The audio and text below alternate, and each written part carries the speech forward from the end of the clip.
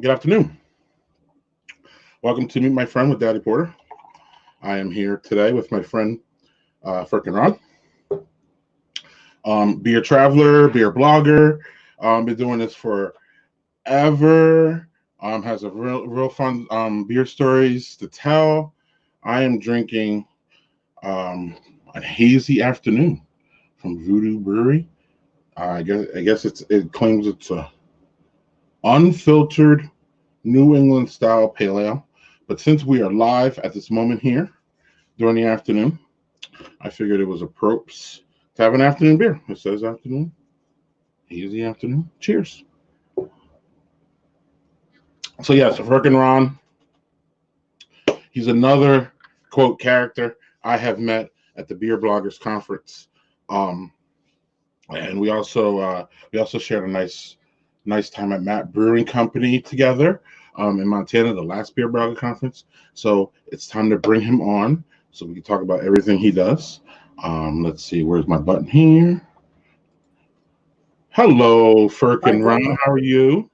I'm great. Hi, Greg. It's good to see you. And by the way, my wife, Patricia, says to tell you hello, who you met, of course. Yes. And for anybody that doesn't know also, she's the photographer primarily for my site.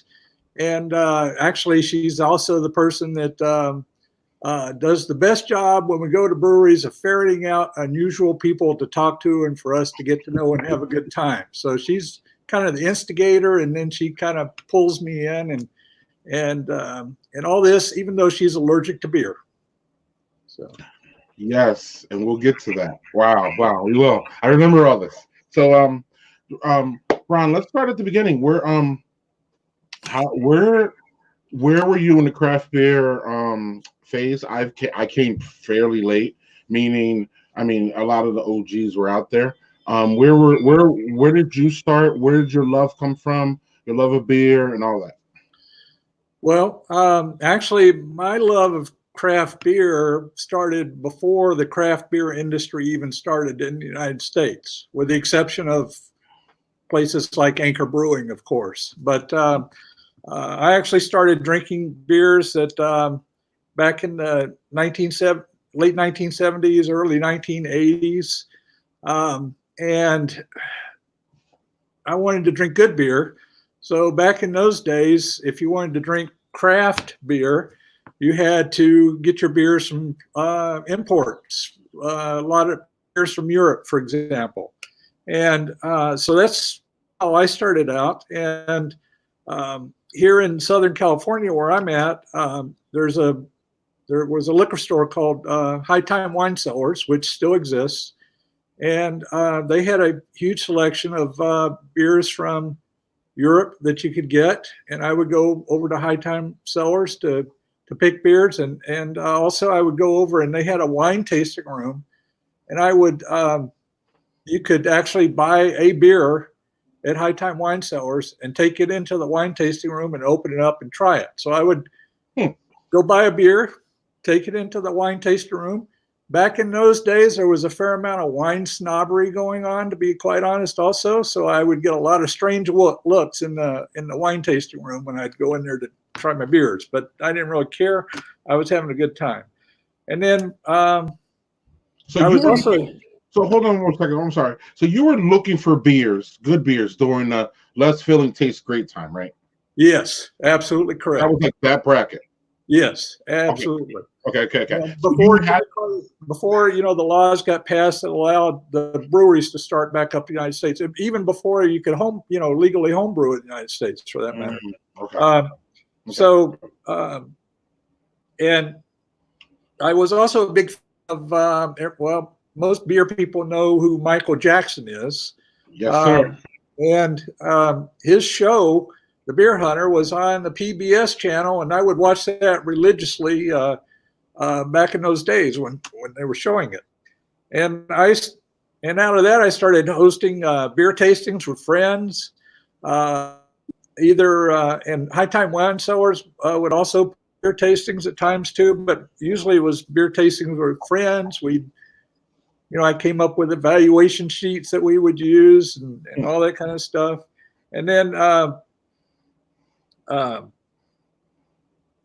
meanwhile, also, my work had nothing to do with beer, my job, but eventually my job got to where I was doing a lot of traveling.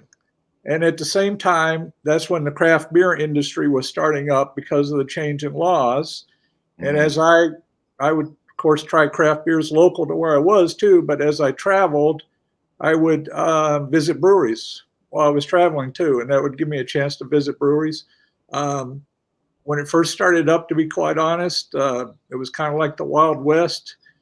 Some breweries you would go to, and not many, but I remember going to breweries and drinking, or trying a beer, and it was bacteria infested, to be quite honest. But those days are fortunately behind us for the most part. For the most part. Yeah, for the most part.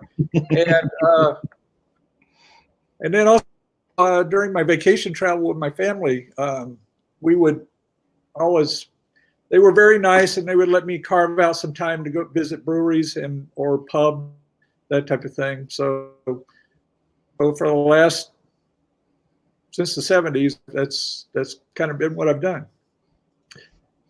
And Joel says 1970s. Nice. Yeah, absolutely.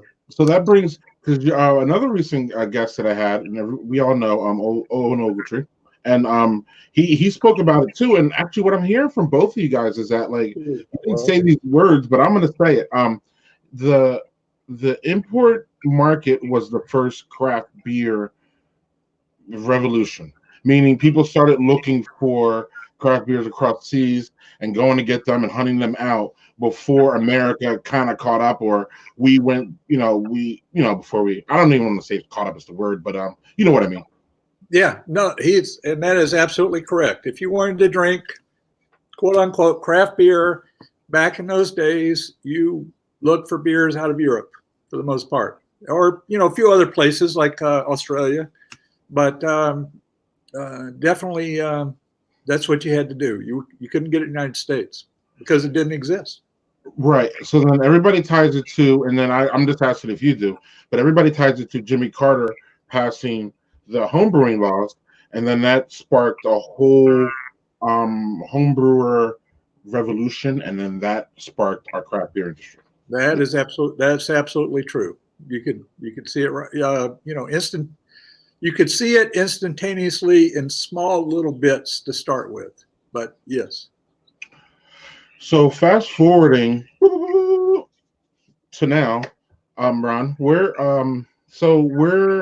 this is a big broad question, of course, but where are, first of all, let's just start where you live, Southern California area. I guess you'll explain the detail, but what's going on there on the ground as far as today is Earth Day 2020. We are in the middle of a global pandemic for people who may see this later because it'll live on my YouTube channel. So not everybody's watching us live, but so we're literally in the middle of a global pandemic. What's going on as far as in your area, as far as the breweries? What are they doing to sustain themselves? Have you seen some go under? Are they working with other places? What are you seeing on the ground there? Well, I haven't seen any breweries that I'm aware of go under yet. That's not to say there aren't any that did in my area, but I'm not low. Certainly in my immediate vicinity, there haven't been any. Mm-hmm. All the breweries in my area have started a curb service type of thing. Mm-hmm. So you can call in and order online the beers that you want that they have available, and then you just drive up and pick up the beer and drive away. Mm-hmm. Several of the breweries are now also starting up a delivery service. It really kind of depends on the brewery itself and so on. But for example, one of the breweries in my town announced yesterday that they were going to start doing delivery service also. So I guess that tells me they're trying to think of everything they can to possibly promote their beers. The beer that I happen to be drinking today is in my county. It's from the brewery, Rukeller, a great brewery. Oh, the brewery. They're nationally known. Yeah. And they started a delivery service also. I think I haven't tried it. I think I'm just barely outside of their delivery area, unfortunately. Uh, But I did have a friend stop by there about a week or so ago and pick me up some beer from there. So I've got their beers here. And then there are other places that, for example, we have a restaurant here in town that is a Belgian restaurant. It's called Brussels Bistro, and they specialize in Belgian food and Belgian. So you can order from them online, and they are actually doing several of their dishes, and they're doing them. They're vacuum packed and sealed, and you just buy them and you can put them in your freezer, and then when you want to have the meal, you just put it in some boiling water. And you can have their meals pre-prepared for you, and you can also buy beer there, what they have in bottles, as a matter of fact. So I'm seeing that too. There's, of course, everybody's stressed economically by this, and they're doing all those types of things to do their best. And those are some of the types of things that I'm seeing. That's really good to hear because, again, part of the problem, I believe, is, well, there's a lot of problems in this, but one of them for us craft beer people is that, we want to make sure our brands go through. And it's really fascinating too, Ron, because I don't know if you've seen, they said that alcohol consumption is up. I did see that. Right, but again, that I don't know those metrics or whatever the hell's going on, because again, it's just interesting because alcohol's up, but we still clearly have a gap where I guess we're not selling as much food and like souvenirs and T-shirts and stuff to really sustain a full force of working in a brewery when they're only like, you know what I mean? So like, it's just weird. It's just a weird dichotomy to me to realize that people are drinking more, but it's not really ultimately hitting where it needs to hit. All right. And some other things you can do is you can buy gift cards from breweries, which is a good thing. That helps them with some cash flow to start with. And then I have noticed that there's a few breweries. If you want to try to find a little bit of a silver lining in this, which is not much, but for example, one of the breweries in my state, which is, if it's not local, but it's in my state, who everybody's probably heard of, is Russian River Brewing Company. Oh. Okay. And they've started doing delivery by mail to California. And if I remember correctly, also Nevada and Arizona, but you'll have to check their site on that to make sure, but definitely in California. And I have a friend that is his favorite beer is Pliny the Elder. And he loves to drink. And so now Russian River has been selling Pliny the Elder in cases online, and you can buy occasionally. It sells out pretty quick, but they've been putting it up, and wow. And I think he bought 6 cases of Pliny the Elder to have at home. He's in Pliny the Elder heaven right now. Right, he's a hoarder. No, I'm joking. I'm just jealous because I can't get Pliny anywhere, let alone delivery. So I'm just jealous. But So hold on one second here, Ron. We have someone who's going to join us here. Okay. My esteemed colleague, Doug Ziegler. How you doing, buddy? Sorry. Hi, Doug. No worries. How's it going? Hey, Cheers, man. Doug. Cheers. Cheers. Cheers. Right. You got anything, Doug? Oh, there we go. Look at us. We're all drinking. Looks like ales here. Okay. Or no. I'm a lager. Ron has a lager. Right. You're right. The vanilla whip I have left. So Ron, Joe wants to point out something here quick. You see any virtual tip jars out there? I have. Well, when you order online, you can. They ask you about tipping. So when you order beer online, you can do tipping. I haven't seen anything online where you can just go in and just give a tip without buying anything. That's a great idea.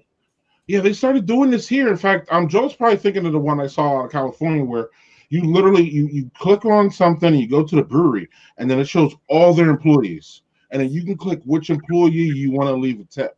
And that's Oh, another that's thing. good. Yeah, that's another thing that I'm missing too when I see alcohol sales up, but obviously people are still struggling. That's because people aren't getting those tips. They're not selling that food. You know what I mean? So it's like, yeah, it's just and again, tip money. That's just Right. uh so yeah, I don't know. Joel says there's a lot of breweries here have the directories listing breweries that have it. Oh, that's great. So we're really coming together. I don't know. Joel can speak to this too. We'll talk to Joel tomorrow night at 9 p.m. But it seems like Chicago's brewing culture is really like coming together and like banding arms and doing what they can. And I just want to see more of that because again, all you guys kind of came in together. There's a big, Ron, I'll tell you, and I know Doug sees it too. You go to these you go to these festivals and you see like there's always going to be some grind, but you really see the camaraderie between the brewers. And sometimes you see them like getting along and, all these collaborations that happen. And, there's just guys brewing beer, on some level there's a competition, but on some level there's really not if you're not in the same area. You know what I'm saying? Mhm. Now, there are two other things that that I have seen that I think are very important to talk about. Okay. There's a company here called Brouhaha Productions, which is a big festival producer of beer.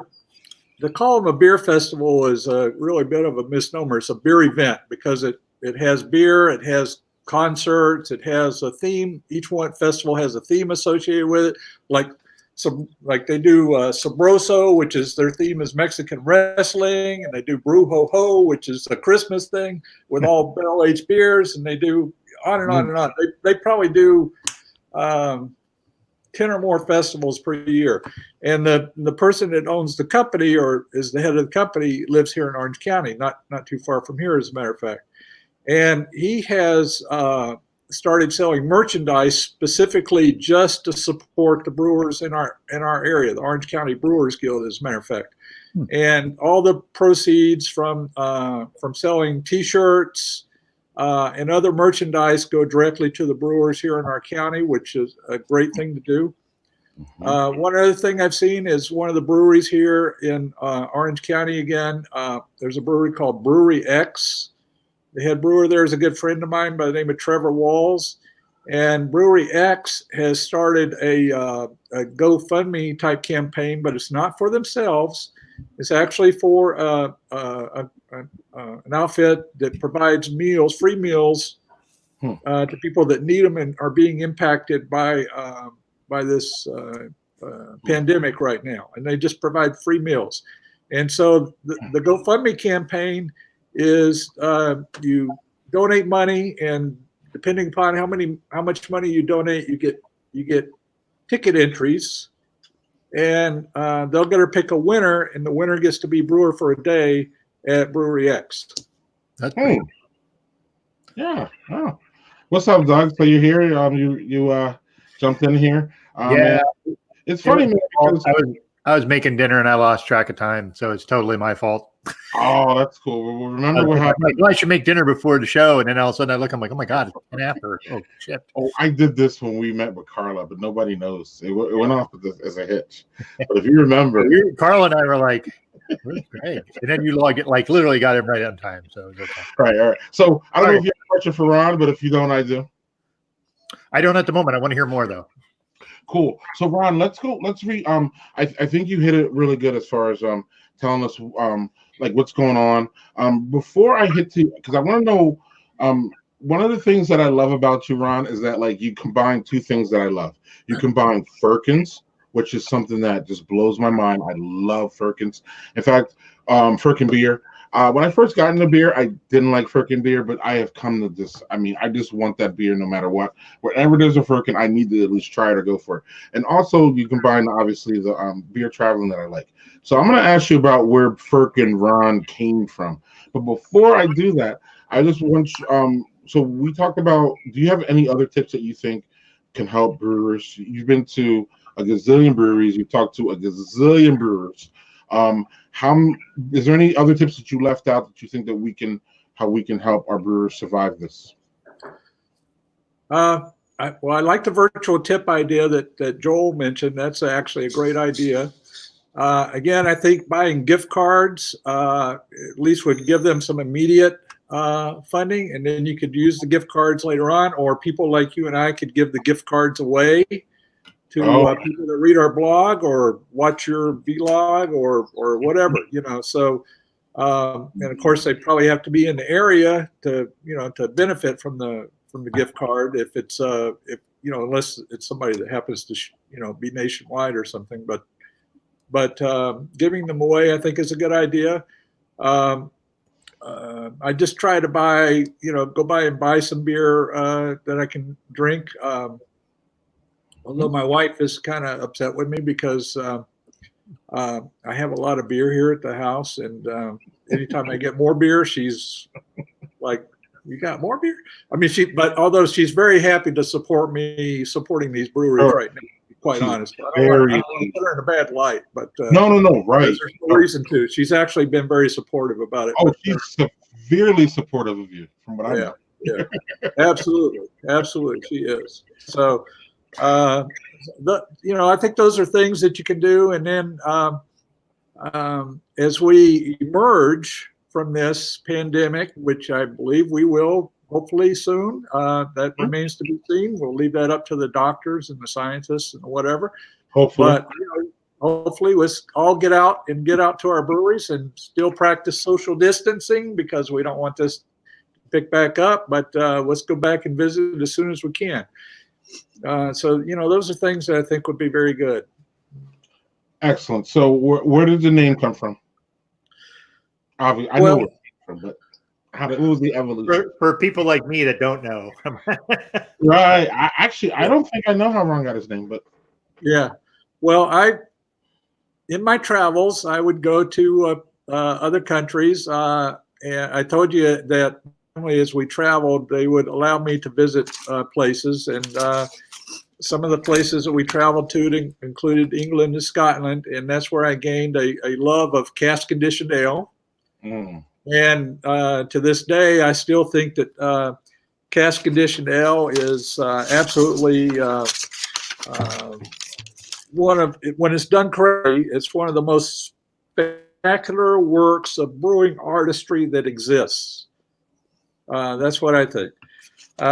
And so I started thinking about writing about beer. My wife told me that, which by the way was when I retired from my other job. My wife wanted to figure out ways to keep me active and out of her hair.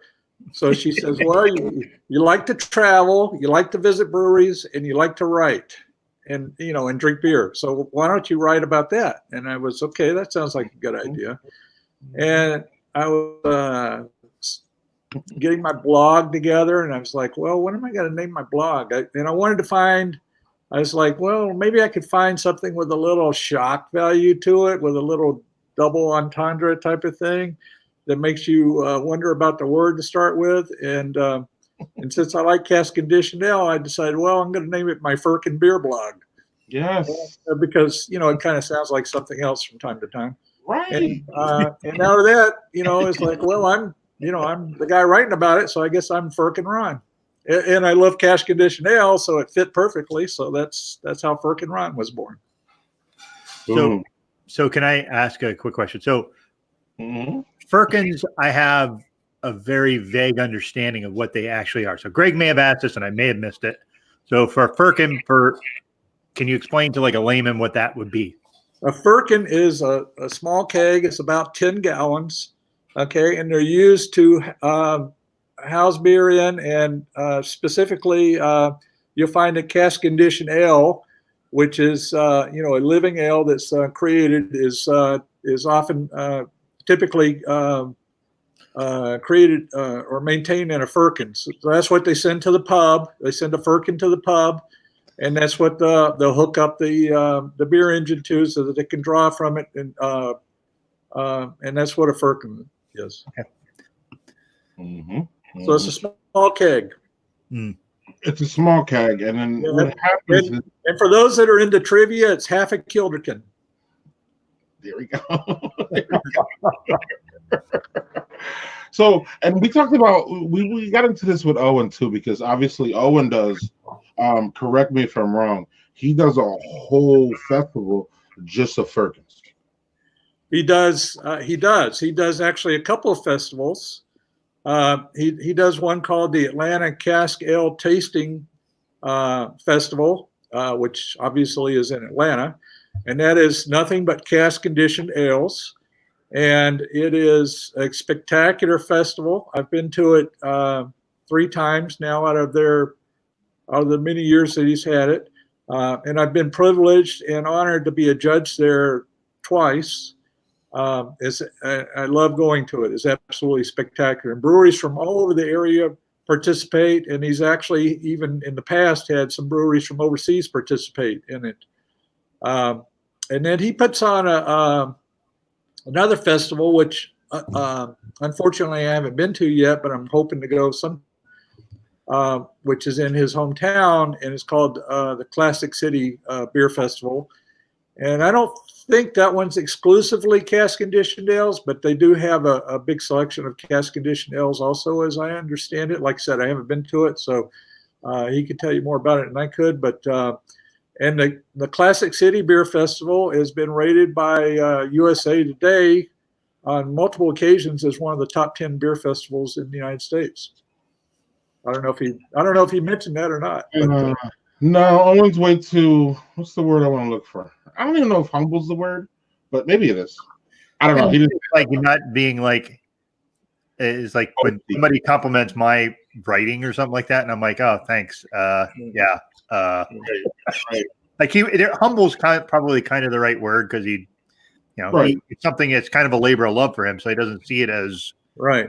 anything. Right. Absolutely, but I think of it as like, you absolutely, if you love cask conditioned ale, you absolutely need to go to the Atlanta Cask Ale Tasting Festival, which he has every year. Typically, as far as I know, it always takes place in January in Atlanta, Georgia. And it is just absolutely spectacular. You'll find they have usually about 50 different cask conditioned beers at the festival, and they fall into basically 2 categories. There are those that are submitted that are classic beer styles, which is what you would expect to find in a London or in a English pub if you were drinking cask conditioned ale. And then they have what are called the specialty category, which is here in the United States, a lot of cask conditioned beers are the brewery decides they're going to do a cask conditioned ale, and they throw in some special ingredients or this or that or whatever, and make a cask conditioned ale. So you might, like maybe a stout, and they add in chocolate or vanilla beans or whatever. I don't know. So,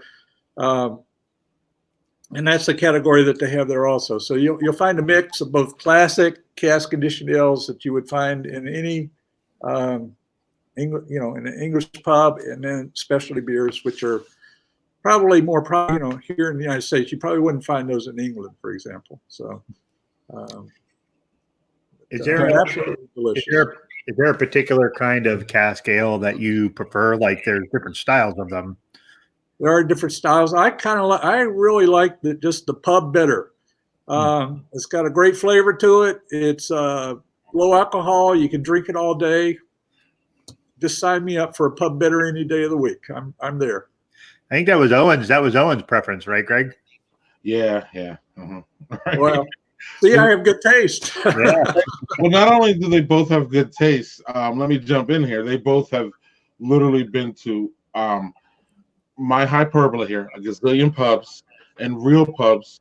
So they've had they haven't just had, with all due respect, what I have, which is like craft beer Firkins, which are good, and don't get me wrong, but these guys have had like the classic Firkins from the Firkin place and all that. Or am I wrong, Ron? Am I That's true. In England, and now Owen is much more traveled than I am, and I don't even want to put myself close to him in experience or any of that kind of stuff. I'm not even close. So, but I do have a fair amount. So.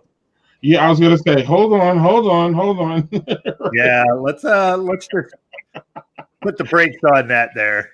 Right. Both are very well traveled, and Greg and I are both envious. Yeah, and I'm just gonna scroll here, and everybody can see like what we're talking about here. And yeah, it was funny. I sent Doug this list. I sent Doug the list for Owen, and Doug was like, "What?" And I was like, "Right." And then we go here. And like, Jesus. Like, I got to step up my game. Holy crap. Oh, look, it seems like he's been to every brewery in California here. No, not even. No, there's a lot of places in California I haven't been to that I really, really want to go to, but it takes a while. Well, California is like we have a lot of breweries here. California is a ginormous state, so there's a lot of places you can possibly go. Yeah, it is. But look, oh man, look at all this in California though.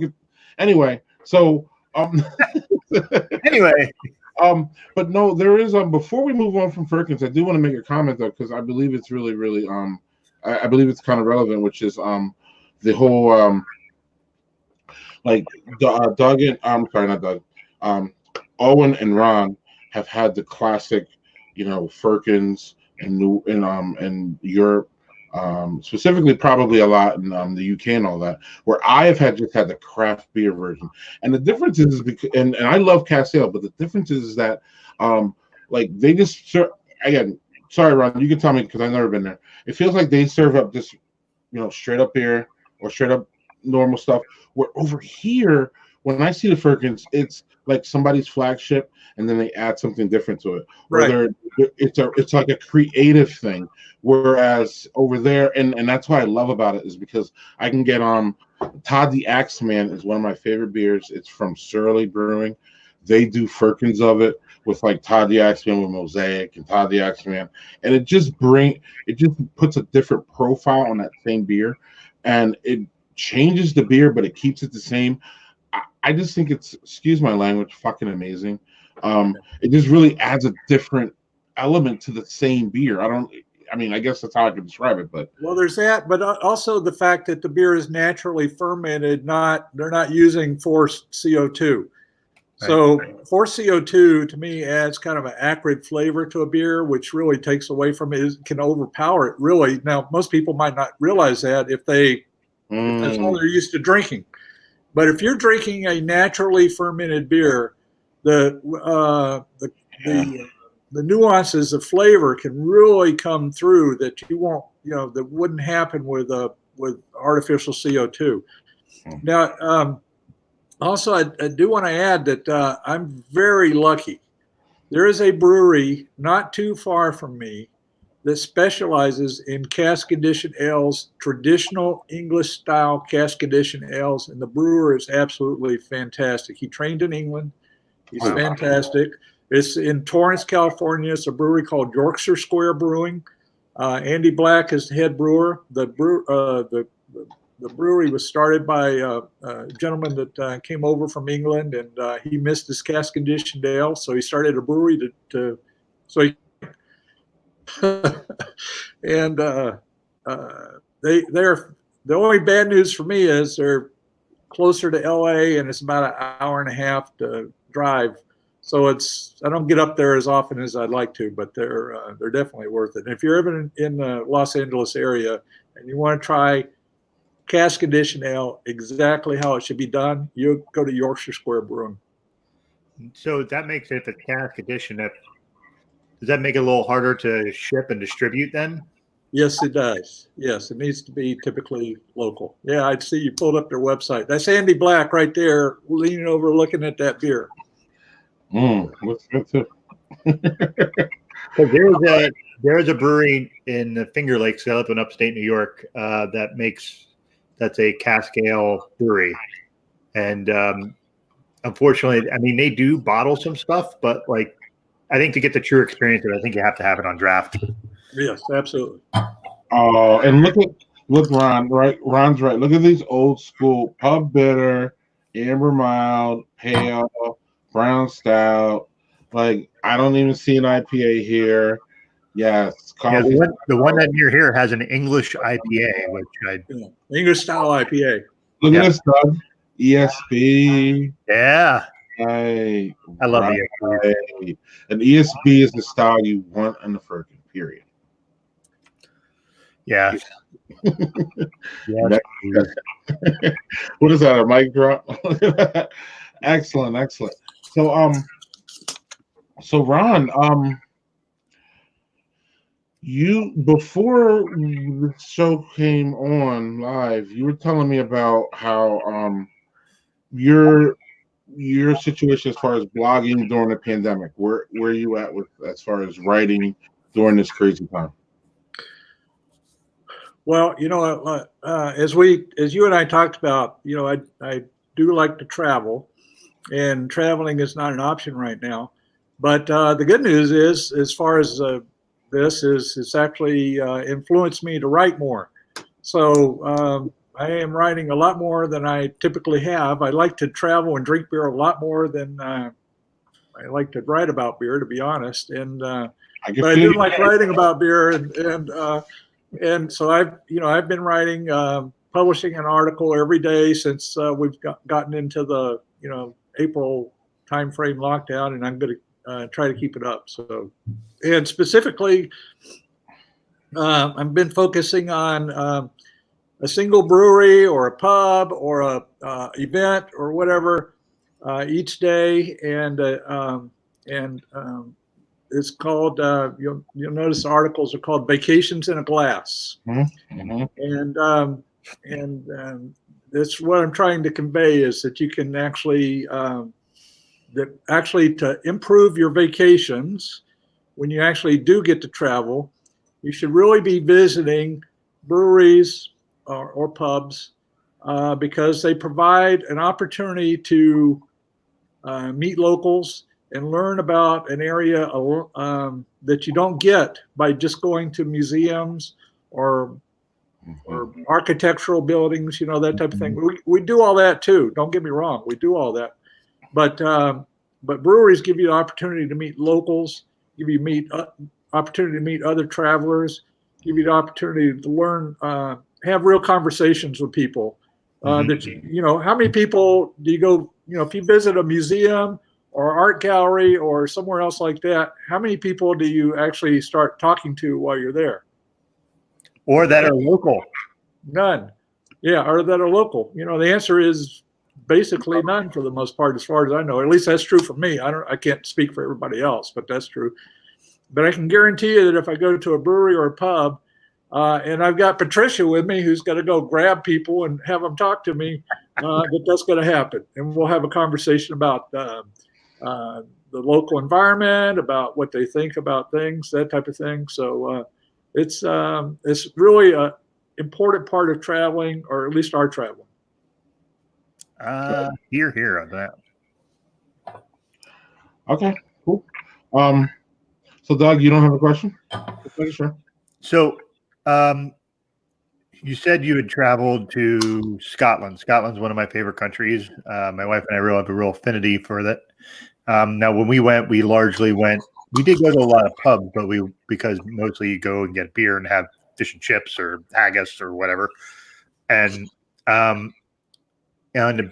we didn't find a lot of smaller beers. We found like Bellhaven and kind of your big standards.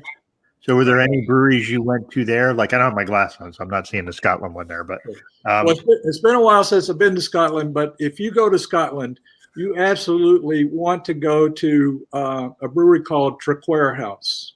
Okay. Traquair House is about 30 miles south of Edinburgh. It's in what's called the Peebles region of Scotland. And Traquair House is a big manor that's been around since, God, I'm not sure how long, but a long time.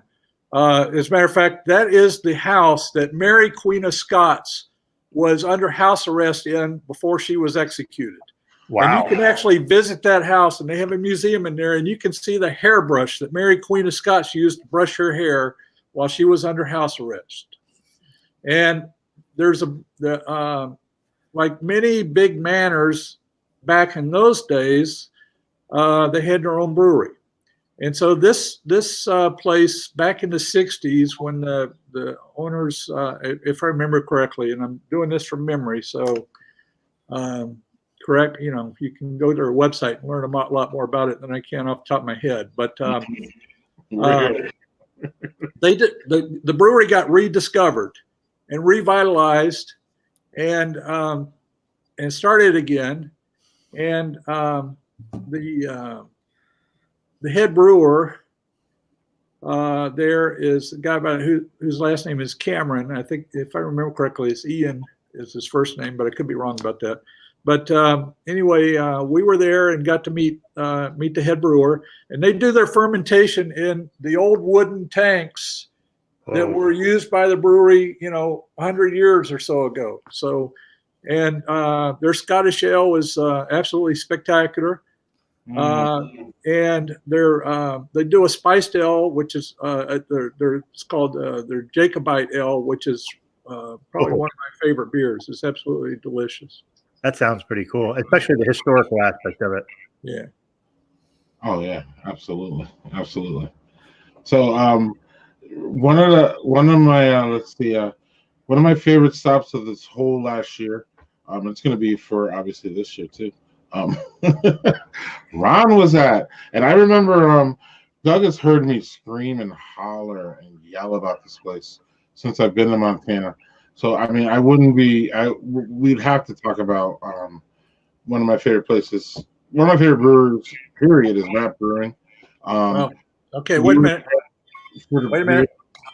Conference. My hat here, so I got my Matt Brewing hat on. Okay. Yeah. Oh, look at that. My shirt. I mean, you got the shirt. I got the hat. We're good to go. This place is just amazing. But right here is why I love everything about Matt Brewing. I mean, here's the brewery, and you just walk out the back, and you just see this and the lake, and it's just a scene that, for me, it's just the perfect. I'm a mountains guy. I'm not a beach guy.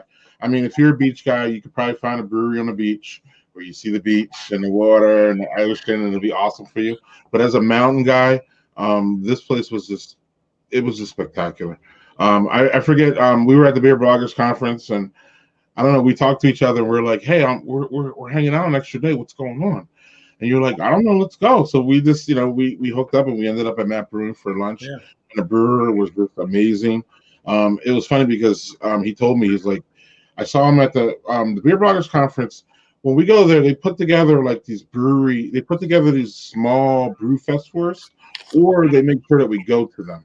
So we were at a small brew fest, and I just walked up, and he saw my badge, and he's just like, "Hey, you're a blogger. Make sure you give me a call, because we'll hook you up when we come." And I don't know, Ron, I like that. Don't get me wrong, but on some level, not that I don't like it, but sometimes I don't want to go to a brewery and just get handouts. Sometimes I want to go to a brewery to support and to buy. So I just kind of I wasn't trying to be rude, but I kind of just blew him off. Yeah, man, it's cool. It's cool. I wasn't even trying for free beer or anything. So we show up, and the guy, I don't know if you saw Ron, I don't know if you remember or you were there, but he was just like, "Hey, you came here and didn't even tell me. What's going on?" So then he ended up paying for my tab, and then he ended up giving me 3 beers to go or something like that. It was insane. It's so open, overwhelmingly nice. Ron, I'll let you talk. It was absolutely spectacular. And don't forget the artwork that was there also. All those sculptures that they had made out of metal and that kind of thing, as well as paintings and so on. That was absolutely gorgeous too. And I got to tell you, the beers there were absolutely were excellent. And they had weird names too. I don't know if you remember that or not, but they had beers like Strange Cattle IPA, which is appropriate, I guess, for Montana, and Ridge Hippie Kolsch, and here we go. Yeah, and Buzzed Hippie Kolsch, and Speedy Goza, that type of thing. So they had some really delicious beers, and if you look them up on Untapped, you can see that most of them are pretty high rated by people that have actually visited there and had their beers one way or another. So, and the food was very good too, very good. So, yeah, Dormund, if I do. The assistant brewer, I think his name was Ian. Ian Nadetz, by the way, who was the guy that you hooked up with. And yes. Shout out to Ian. Shout out to Ian. Cheers. That's what I really wish I could have gone to, because you yelled about how good it is, Greg, and also he talked about how many Scotch ales were out there, and I was like, that just makes me more jealous because I love Scotch ales. Yeah, their Scottish ale is called Soul Charger Scottish Ale. Soul Charger. And do you remember that though, Ron? About how many Scottish ales and Scotch ales and brown ales and ambers we saw up in Montana? It was a lot. There were a lot, and there were. What surprised me the most was, and I shouldn't but I didn't know really enough about the history of Montana. That's another thing when I visit. Breweries can help you learn about the history of a state or a region, whatever. But for example, you'll find a lot of German beers in Montana, and that's because they had a lot of German integration there, and there's a lot of German influence in that state. But I didn't know that until I, started learning about Montana. So, I mean, maybe some Box and Doppelbox. They had that. They had, one of my favorite breweries in Montana is a brewery called Bayern Brewing, which is located in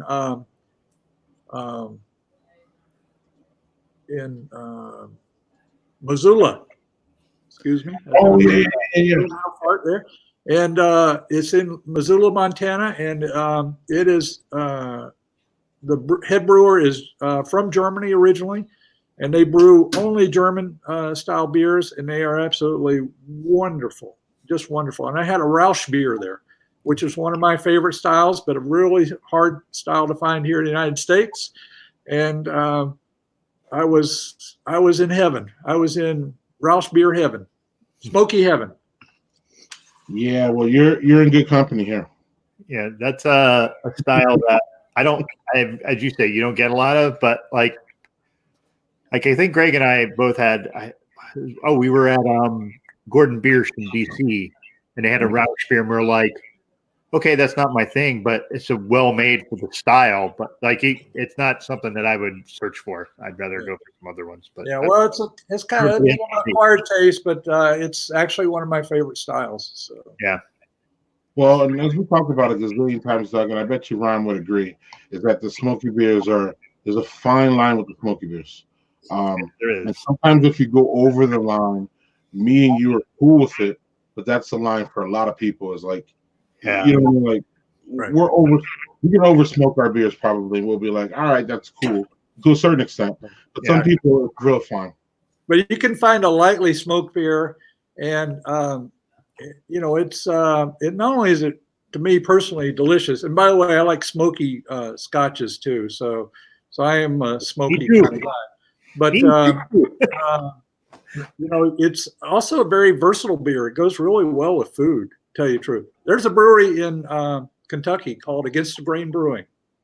Yes. And they make a smoky beer, and it's absolutely delicious. What's that one for, Ron? That's the one that does the brown note. Yeah. Remember we talked about tip for ass down and dirty tighty whities. Do you remember that one, Greg? We had on the show, and somebody we were talking about. For sure. What's the smoky beer though called? I don't remember the name of it, to tell you the truth. Cool. Look that one up. All right, Ron. We're gonna wrap it up here, man. Is there anything else that? Oh, no. We're not gonna wrap it up. I got one more question for you. Okay. Oh no. I was I don't think I can show the pictures because I don't think I have them, but you told me about some crazy. I asked you about some crazy stories that you've been through, and we've hit on a little bit. We've touched on. I don't know. From what I know, we could probably talk an hour with your wife about brewery stories. Good. Yeah, because I talked to her for an hour. actually. And me and her went back and forth at Map Brewing. And like I was trying to get out of Map Brewing, and between you guys and the brewery, you guys had me there way too long. We were both trying to get out. I remember you guys were trying to. I think you guys were hitting Yosemite or no, Yellowstone. But anyway, we were headed to Yellowstone from there, down in Wyoming. Yeah. Right. I get Yosemite and Yellowstone always mixed up. Yosemite is California, Yellowstone is Wyoming. I got it. But anyway, for now you have it. You'll forget. Right, and I'll mess it up like 2 minutes later. But so I want you to share with me one of the stories that you told me about. When you showed up at a brewery and there was a whole bunch of blood going on. Oh, yeah. We were traveling along up and down we were in Portland, Oregon, and visiting a brewery called Commons Brewery, which unfortunately doesn't exist anymore. They actually made excellent beer. And this was in 2015. And when I say it was a great brewery, by the way, it was in 2015, it was named by Draft Magazine as one of the top 25 breweries under 5 years old. So that's how good it was. But we went there to enjoy their beer, and we're sitting there in the Commons Brewery, and all of a sudden we have these 5 people that walk in the door, and they're covered in blood. They're wearing black outfits. They're covered in blood. And it turns out that it was a band that was there for a photo op. And the band, I'm not doing this description. This is their description. They describe themselves as a drunken heavy metal folk band. And wow. The name of the band is Anonymia, and they still exist. And they showed up for a photo op covered in blood. And we got to meet them. And the only things that we really shared that I could think of off the top of my head was the fact that we had a love of beer and a weird sense of humor. So they showed up, and we really got to know them, and they were really great people. As a matter of fact, the photos I sent you, for example, they became part of our photos, and we became part of their photos that they were doing with their professional photographer. And I think I showed you Patricia was arm wrestling the entire band while they were covered in blood and that type of thing. So that was a really good time. And it's not very often that I go to a brewery and all of a sudden people show up covered in blood. And by the way, it was fake blood. Not real blood. I guess I should say that. And we just got done sacrificing an animal. We came in. Yeah, no, there were no real animal sacrifices going on here. It was just, fake blood. But it's the only time I've been to a brewery and people showed up covered in blood. And but it turned into a great time and that we had. And you only get to meet characters like that when you go to breweries or other pubs or things of that nature. That's where you're going to meet those types of people. For sure. Yep. And one of my favorite sayings, I'm pretty sure Doug heard me say it before, is I've always said this. I meet the best people at breweries. It's just the truth. Yeah. It really is. And part of it is the beer, and you have a beer and your inhibitions go down and people are more open and welcoming and all that. But again, part of it for me is that the best people know that beer is awesome. So that's where I'm at. True story. Yeah. So Ron, thanks for coming on. Hey, thank you so much. Yeah. So anything else you want to get out there about yourself, or you want to tell us, or anything else going on? No, I'm just gonna end the way we started. Support your local breweries, help them get through these hard times. Be a part of your community, be a contributor, and eventually we'll get out of this all together. We're all standing together. We need to keep that in mind. And I can't wait to see you again, and we can have another beer together. And absolutely, come out to California. Yes, that would be nice. Yes, sir. It's on our list. Places. It's on my very short list, and that list is kind of getting longer during this, but we're going to work on it. Ron, thank you. We'll talk to you soon, buddy. All right. Thank you. Appreciate it. Cheers. So, Doug, Hey, how are you?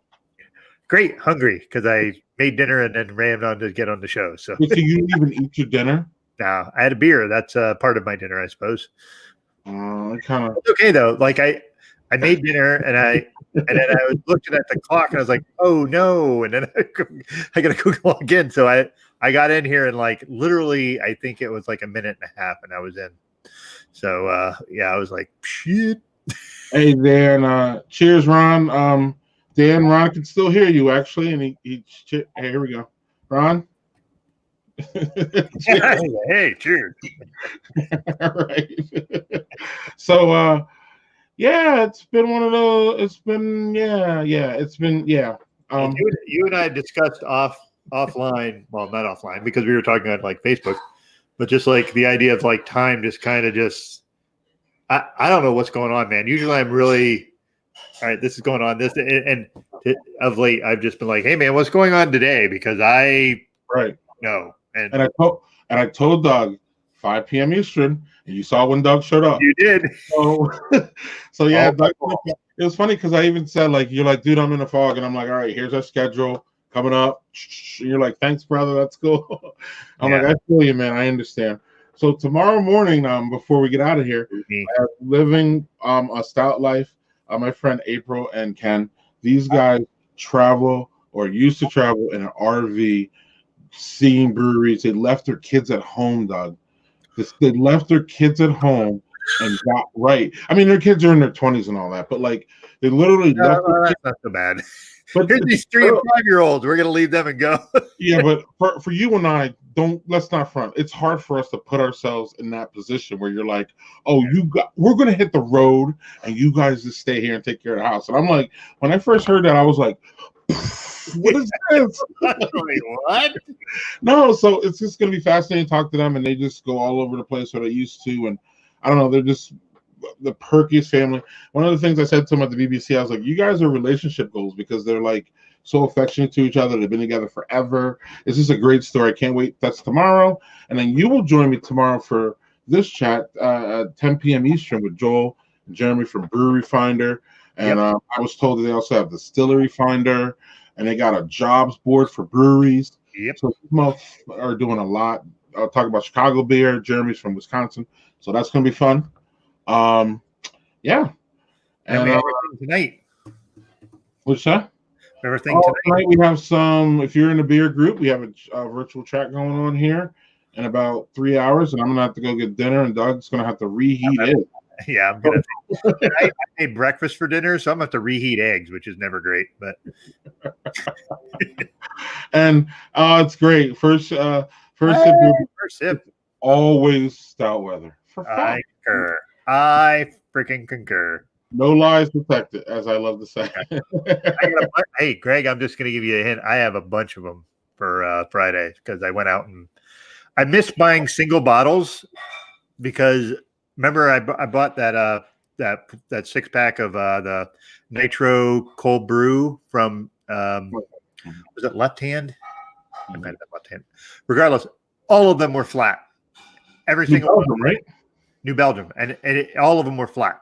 And that's the thing is, you buy a 6-pack. I feel like if I get something that I don't like or it's bad, and then I feel like I've wasted it. I miss buying single bottles, so I went to a local place that has single bottles, and so I got some stuff.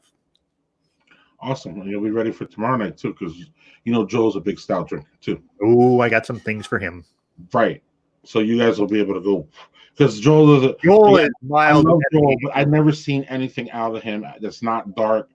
I mean, he's had IPAs with me, like when we were at Tab 2.0 and stuff. You didn't let me clarify that. When we're out drinking, Joel drinks a barrage of different beers. But when it's just Joel, I don't ever see Joel with anything more than a stout. So we'll call him out for that. And I don't know. That's just we're not gonna call him out, but we'll call him out. Fuck it. So anyway, we're gonna roll here because we got I believe we have 7 shows in 7 days, Doug. So we're gonna be very busy here, and I am working on some big hitters. The names I was talking to you, and I normally wouldn't Facebook or be all like that, but I'm excited as fuck, and they're coming down the road, and hopefully they'll be next week. But I'm just gonna wait until it's given. But Doug, I will see you shortly or soon, Yeah. or tomorrow night at 9, or tonight at 9 is virtual. If you're in a beer group, we have a virtual meetup tonight at 8 o'clock Eastern, or I'm sorry, 8 o'clock Central. And if not, I'll see you tomorrow at 9 a.m. or I'm sorry, 11 a.m. or yeah, whatever. just follow us, you know. So Anytime we're getting out of here. either.